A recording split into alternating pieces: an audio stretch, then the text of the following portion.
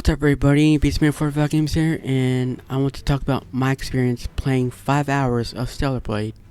But first, I want to talk about my time playing the demo, which I very much enjoyed when it leaked early in March. Now, I really did like the combat, although it is a bit slower than I thought.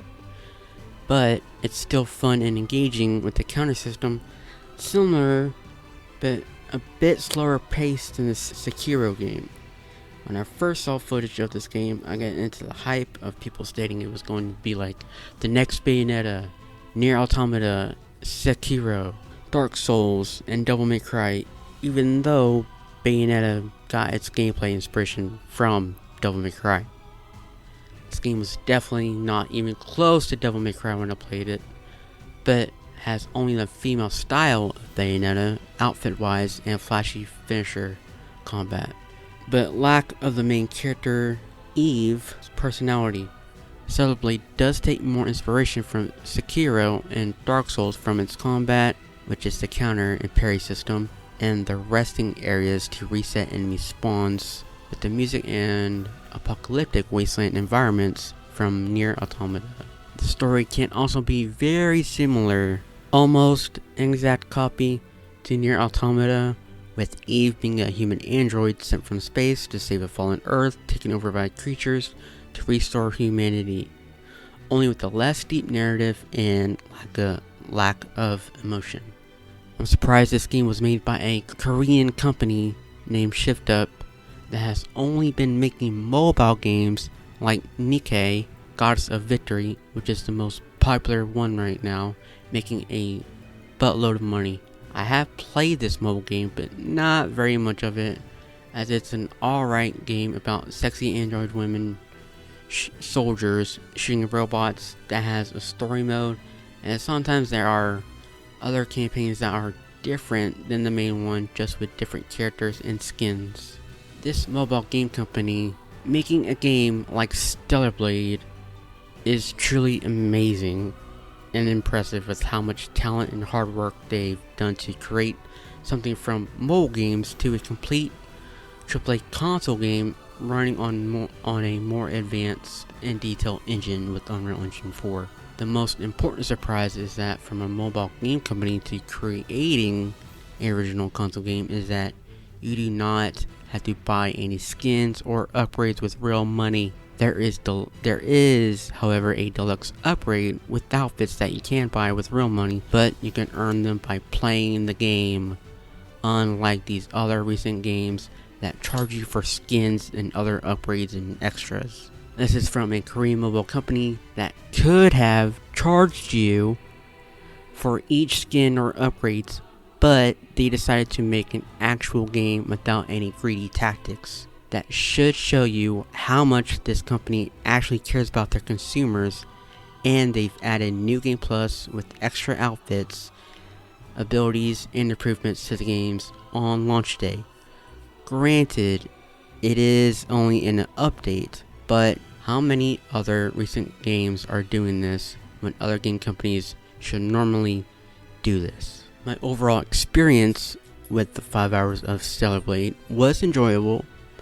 I enjoyed the combat, leveling up to improve on the biggest skills to make Eve stronger and faster, and I really didn't find combat all that too hard, to be honest, but I bosses with no challenge, although I did lose to one of them multiple times that was way stronger than the beginning bosses, and I did defeat him.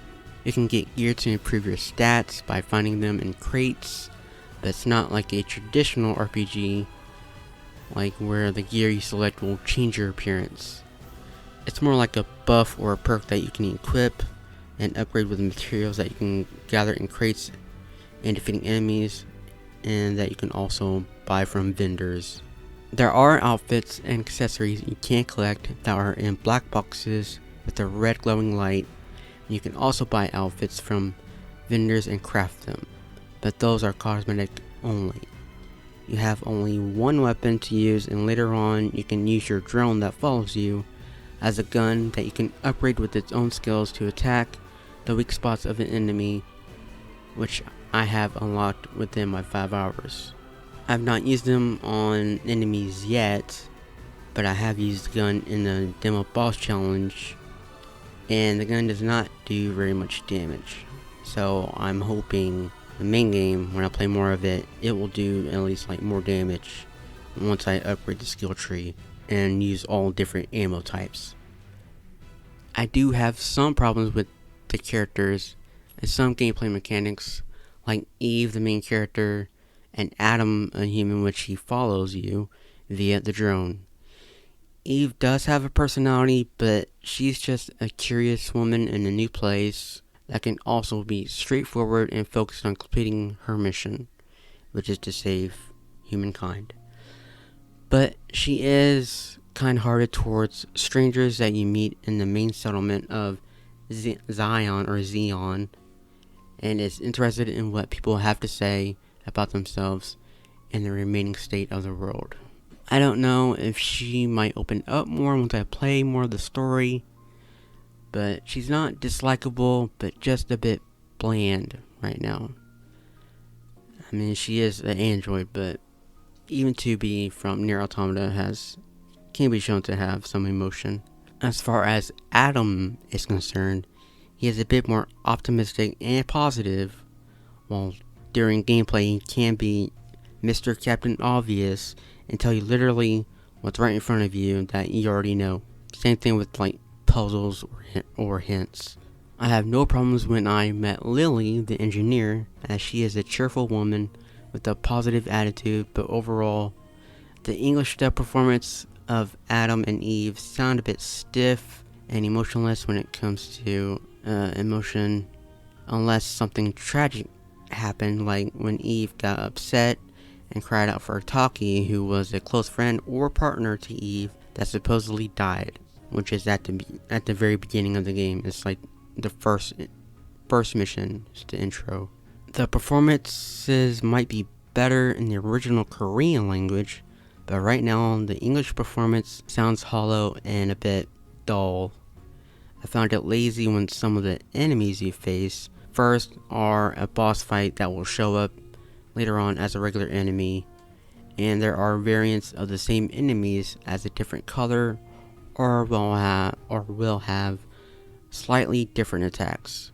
The overall plot of the story is weak and very similar to other stories in a apocalyptic end of the world setting, with some weak characters so far.